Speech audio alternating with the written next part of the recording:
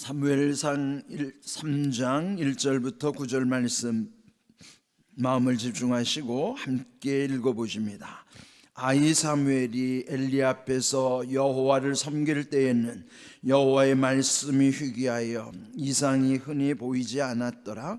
엘리의 눈이 점점 어두워가서 잘 보지 못하는 그때에 그가 자기 초소에 누웠고 하나님의 등불은 아직 꺼지지 아니하였으며 사무엘은 하나님의 궤에 있는 여호와의 전 안에 누웠더니 여호와께서 사무엘을 부르시는지라. 그가 대답하되 내가 여기 있나이다 하고 엘리에게로 달려가서 이르되 당신이 나를 부르셨기로 내가 여기 있나이다 하니 그가 이르되 나는 부르지 아니하였으니 다시 누우라 하는지라. 그가 가서 누웠더니 여호와께서 다시 사무엘을 부르시는지라. 사무엘이 일어나 엘리에게로 가서 이르되 당신이 나를 부르셨기로 내가 여기 있나이다 하니 그가 대답하되 내 아들아 내가 부르지 아니하였으니 다시 누우라 하니라. 사무엘이 아직 여호와를 알지 못하고 여호와의 말씀도 아직 그에게 나타나지 아니한 때라. 여호와께서 세 번째 사무엘을 부르시는지라. 그가 일어나 엘리에게로 가서 이르되 당신이 나를 부르셨기로 내가 여기 있나이다 하니 엘리가 여호와께서 이 아이를 부르신 줄을 깨닫고 엘리가 사무엘에게 이르되 가서 누웠다가 그가 너를 부르시거든 네가 말하기를 여호와여 말씀하옵소서 주의 종이 듣겠나이다 하라 하니 이에 사무엘이 가서 자기 초소에 누우니라. 아멘. 신앙생활하면서 중요한 것은 하나님을 경험하는 일이에요. 특별히 우리 감리교 성도들은 우리의 감리교에 중요한 네 가지 신앙의 기둥이 있어요. 그 첫 번째가 성경이라는 기둥이고, 두 번째는 우리에게 판단할 수 있는 이성이라고 하는 기둥, 세 번째로는 초대교회로부터 교회에 내려 여기까지 오게 하신 교회의 아름다운 전통을 소중히 여기는 것이고, 네 번째는 체험하는 신앙의 경험을 중시하는 거예요. 그래서 성경, 이성, 전통, 경험, 이 네 가지를 감리교의 중요한 신앙의 기둥으로 삼는 겁니다. 이전에 웨슬리 목사님은 성공회에 몸담고 있었기 때문에 경험 앞에 있는 세 가지, 즉 성경과 이성과 전통은 성공회의 교리였어요. 그런데 웨슬리 목사님 이제 성공회에서 쫓겨났잖아요. 그리고 이제 감리회 운동을 시작했는데, 그러면서 감리교회 자기가 몸담았던 성공회에다가 하나를 더 보탠 게 경험이에요. 체험. 사실 우리가 체험이 없으면 그 신앙이 제대로 설 수가 없죠. 그래서 무엇보다 중요한 것은 체험하는 거예요. 경험하는 거. 우리가 이 성경에 있는 말씀도 내 삶 속에서 경험해야 확실해지는 것이지, 지식으로만 알고 있고 내가 경험하지 못하면 그는 올바른 신앙이 될 수가 없어요. 그 경험 중에서도 하나님을 경험하는 거예요. 오늘 읽은 본문은 사무엘이 마침내 하나님을 처음 경험하는 사건이에요. 이 말씀 속에서 우리도 하나님을 경험하고 특별히 하나님의 음성을 듣는 것, 우리는 지금 이 성경 속에서 하나님의 음성을 항상 성경 속에서 듣습니다. 성경을 펼치면 다 하나님의 음성이 들려와요. 그러니 성경 없는 그 시대에, 지금 이 사무엘 시대도 마찬가지지만은 성경이 지금 우리처럼 없는 시대에는 그때는 선지자들을 통해서 지금 여기 사무엘을 직접 하나님이 부르시기도 하고 이제 이런 때죠. 그런데 오늘 우리는 이미 성경 속에서 하나님의 음성을 듣는다는 게 얼마나 귀한 은혜인가. 그렇죠? 그런데 성경 없던 시대에 사무엘이 하나님의 음성을 듣는 장면이 오늘 기록된 내용이에요. 자, 1절 보시면은 아이 사무엘이, 그 나이가 몇 살인지는 알 수 없지만은 아직 어린 때라. 이제 어려서부터 엘리 제사장 밑에서 수업을 하고 또 거기서 이제 성전 봉사를 하는 거예요. 근데 뭐 나이가 몇 살인지 모르지만은 어린 때겠죠. 엘리 앞에서, 당시 제사장이 엘리였고 또 여호와를 섬길 때는 여호와의 말씀이 희귀하여 이상이 흔히 보이지 않았더라. 그 시대의 영적인 상황을 이렇게 묘사하는 거예요. 그때는 말씀이 귀한 시대였다. 지금은 말씀이 홍수를 이루는 시대랍니다. 그러니까 너무 많으면 귀한 줄 모르잖아요. 그러니까 오늘날은 은혜의 시대인데 은혜가 너무 풍성하면은 소중한 줄을 모르고 살아가는 거예요. 그러나 사무엘 시대 때는 말씀이 희귀한 시대다. 귀한 시대예요. 뿐만 아니라 이상이 흔히 보이지 않았다. 이상이 뭐는 비전이거든요. 하나님이 보여주시는 비전이 보이지 않는, 흔히 보이지 않던 시대. 그때는 사사시대였기 때문에 영적으로도 암흑기였다 그러는 거죠. 그러니까 영적으로 혼탁하고 암흑기에 이 사무엘을 하나님이 이제 키우시는 것인데, 또 당시 엘리 제사장도 눈이 점점 어두워가고, 그가 이제 98세에 죽는데 거의 100세 가까운 나이에 이른 거예요. 물론 노안으로 인해서 어두워지기도 했지만 성경에 언어는 상징이 있거든요. 의미를 말씀하면 영적으로도 어두웠다는 거죠. 여러분, 노안이 오더라도요, 영안은 어두워지면 안 돼요. 노안이 와서 눈은 침침해지더라도 영안, 영적인 눈은 항상 빛나고 더 밝아져야 된다. 엘리의 이 노안만이 아니라 그의 영안이 어두워진 상태를 말하는 거예요. 그런 이제 우리 시대도 이걸 점점 비교하면서 말씀을 받아야 되겠죠. 자, 그때 3절, 하나님의 등불은 아직 꺼지지 아니하였다. 이제 이 상징적인 의미는 뭐냐면, 그나마 하나님의 등불이 아직 꺼지지 않았다는 것은 일말의 소망은 남아 있다는 거예요. 심지를 끄지 아니하시는 주님, 빛이 희미해진 상태이지 점점 심지마저도 이제 꺼져가는 시대인데, 아직까지는 그래도 그 등불을 끄지 않았더라. 그 일말의 희망이 남아있는 시대라는 것이죠. 그 일말의 희망이 지금 이제 사무엘을 통해서 하나님이 이루시고자 하는 섭리인 것입니다. 자, 이제 4절, 마침내 여호와께서 사무엘을 부르시는지라. 이제 사무엘아 이렇게 불렀겠죠. 그러니까 이 어린 사무엘은 자기의 스승 엘리가 부른 줄 알고 달려가서 내가 여기 있나이다. 그런데 엘리가 난 널 부르지 않았다 그러는 것이죠. 그러면서 6절에 다시 사무엘을 부르셨다 그랬어요. 두 번째 하나님이 부르셨는데도 또 엘리가 부른 줄 알고 달려갔더니 엘리는 부른 적이 없다는 거예요. 그리고 마침 그렇게 하나님이 부르셨음에도 불구하고 그렇게 사무엘이 알지 못했던 이유는 7절 보시면, 사무엘이 아직 여호와를 알지 못하고, 즉 아직 하나님을 경험을 못하는 거죠. 뭐든지 경험해 보지 못한 거는 깨닫기가 어려워요. 그러니까 경험한 것은 알기 때문에, 서로 경험한 거는 서로 말해줘도 금방 알지만은, 나는 경험했는데 그 사람은 경험 못했어요. 그럼 아무리 설명해줘도 몰라요. 복음을 전하기 어려운 게 그런 이유 중에도 하나예요. 내가 아무리 체험했어도 체험 없는 사람에게 말해주는 것은 그게 이해시켜주기가 참 어려운 거죠. 그러나 이 어린 사무엘, 아직 하나님을 알지 못하는 상황이었기 때문에 여호와의 말씀도 아직 그에게 나타나지 아니한다. 아직은 어리기 때문에, 그런데 이제 처음 하나님을 경험하는 때 그 상황인데, 8절, 여호와께서 세 번째 사무엘을 부르신다. 그래도 이번에 또 엘리에게 또 달려갔어요.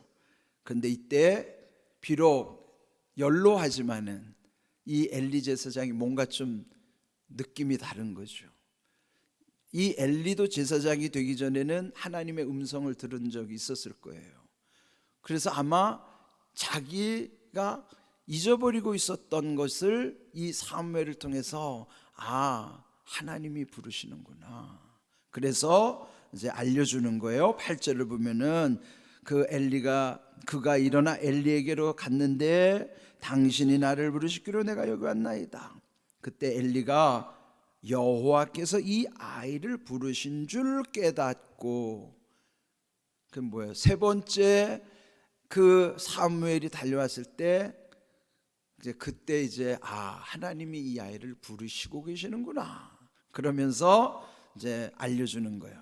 엘리가 사무엘에게 말하기를 가서 누웠다가 하나님께서 너를 부르시거든. 오늘 제목이에요. 너를 부르시거든. 자, 이럴 때는 거기에 너라는 게 나를 향하는 말씀이에요. 나를 부르실 때, 나를 부르시거든. 자, 그 너를 부르시거든 네가 말하기를 여호와여 말씀하옵소서 주의 종이 듣겠나이다 하라. 자, 힌트를 준 거죠. 이렇게 경험이 없을 때는 옆에서 누군가가 말해주는 게 정말 중요해요. 체험이 있는 사람은 누군가가 처음 경험하는 걸 말할 때 그거는 이래서 이런 거야. 혹시 다음에 또 그런 일이 있을 때는 이렇게 해야 돼. 그러니까 여러분이 영적인 체험이 많은 사람일수록 영적인 현상에 대해서 말해줄 수가 있어요. 그런데 여러분이 체험이 없으면은 모르면 나도 말을 못 해주는 거죠.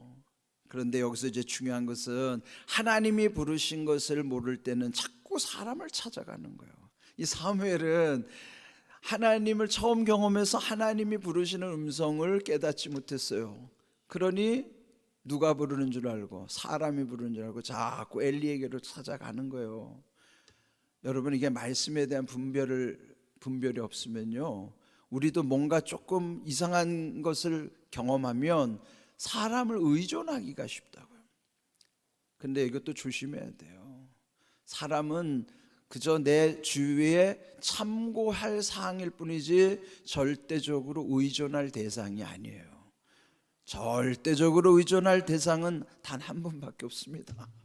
하나님만이 나에게 절대적으로 내가 의존해야 될 뿐이지, 아무리 누가 어떻다 하더라도 용하든지 능력이 있든지 많이 배웠든지 많이 가졌든지 잘났든지 내 주변의 사람은 내가 절대 의존해야 될 대상이 아니에요.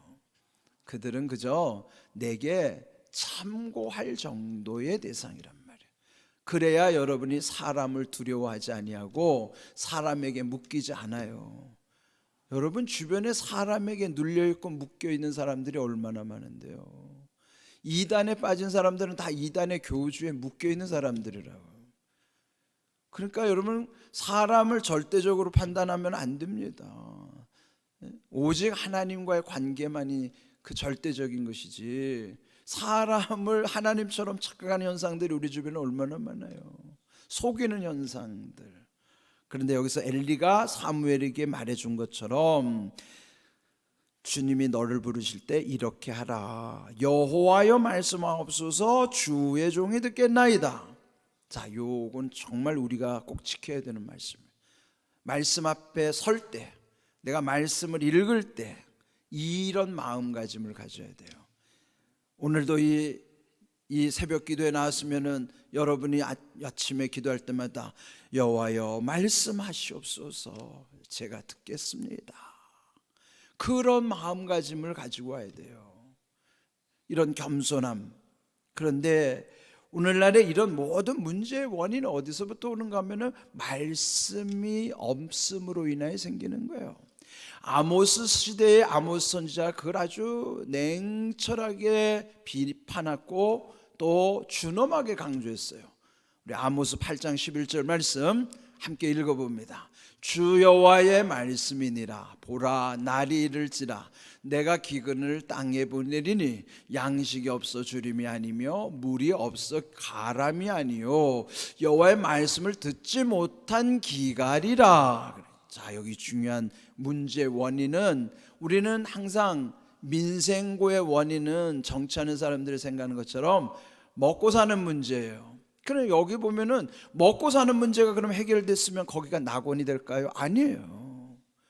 북한은 여전히 쌀밥에 고깃국을 인민에게 먹여주는 게 그 사람들이 지상 낙원을 이루는 거라 그러지만, 지금 이 대한민국에 여러분이 쌀밥 먹고 고깃국 먹는다고 거기가 지상 낙원입니까? 아니잖아요. 그러니까 여기에 문제는 하나님이 기근을 땅에 보내신다고 하는데 그 까닭은 양식의 문제가 아니고 물이 없어서 문제가 아니라는 거예요. 이게 해결된다고 하더라도 정말 중요한 것은 하나님의 말씀을 듣지 못한 기갈 때문에 인생이 불행하고 인생의 문제를 해결할 수 없다는 거예요. 물론 여기에서 먹고 마시는 것, 우리 양식의 문제가 그게 중요하지 않다는 게 아니에요. 그것이 해결됐다고 그럼 문제가 없느냐가 아니라는 거죠. 궁극적인 문제는 하나님의 말씀 속에 있다는 거예요.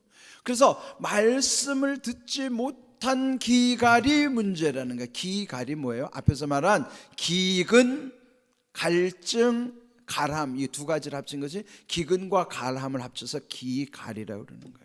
기는 한문으로는 뭐냐면 그게 굶주릴 기자예요. 못 먹으니까 굶주릴 기, 갈은 목마를 갈. 그 기갈의 문제는 뭐예요? 결국은 굶주림과 목마름의 문제예요. 뭐에 대해서요? 하나님 말씀에 대해서. 왜? 하나님의 말씀은 우리의 영적인 양식이고 우리에게 생수와 같기 때문에 하나님의 말씀의 양식이 우리에게 있어야 되고 하나님의 생수, 말씀이 우리에게 생수로 우리 영의 공급이 돼야만 영적인 기갈이 없는 거예요. 영적인 기갈이 없어야 그 시대에 하나님의 은혜가 흐르게 하시는 거예요. 거기에 정녕 모든 문제들이 하나님께서 문제를 해결해 주시겠다는 거예요. 궁극적인 문제는 뭡니까? 말씀의 기갈의 문제라고요. 이건 아모스 시대뿐만 아니라 오늘 우리 시도 마찬가지라고. 그런데 여러분, 오늘 우리도 하나님의 음성 듣기를 원하신다면 지금은 이렇게 내 귀 속에다 들려주시지 않아요. 물론 이따금 하나님의 음성을 들었다는 사람도 있어요. 그러나 보편적으로 하나님의 음성은 오늘날 말씀, 성경 속에서 하나님의 음성이 우리에게 들려오는 거예요. 지난 주일날 제가 처방 하나 내려줬죠. 야기 1:3, 야고보서 2장 13절, 그걸 줄여서 야기 1:3이라고 해서 그 말씀이 어떤 말씀이죠? 하나님의 마음이 긍휼인데 긍휼을 행하지 아니하는 자에게는 긍휼 없는 심판이 있으리라. 긍휼은 심판을 이기고 자랑하느니라. 저는 그 말씀을 하나님의 음성으로 들었기 때문에 그 말씀 붙잡고 살으니까 그저 기도하면서 만나는 사람마다 다 불쌍하게 여겨지는 거예요. 긍휼한 마음. 왜? 하나님의 마음이 부어지니까. 제가 그 어디서 들었어요? 성경을 통해서 하나님의 말씀, 음성을 듣는 거죠. 이 말씀. 그래서 야고보서 2장 13절, 야기 1:3, 야기 하루에 3번 복용하듯이 야기 1:3, 그 말씀 붙잡고 매일 기도하는 거예요. 왜? 하나님이 들려주신 음성이니까요. 하나님의 음성은 그렇게 듣는 거예요. 엉뚱하게 듣지 마세요. 엉뚱하게 들리는 건 여러분 그 환청이에요. 그러니까 영적으로 잘 분별하셔야 된다. 가장 정확한 것은 말씀을 통해서 깨닫게 하시는 게 하나님의 음성이라고. 여러분 날마다 성경을 통해서 하나님의 음성을 바르게 듣고 온전한 믿음 가운데 복된 믿음으로 굳건히 서시기를 주님의 이름으로 축복합니다. 아멘.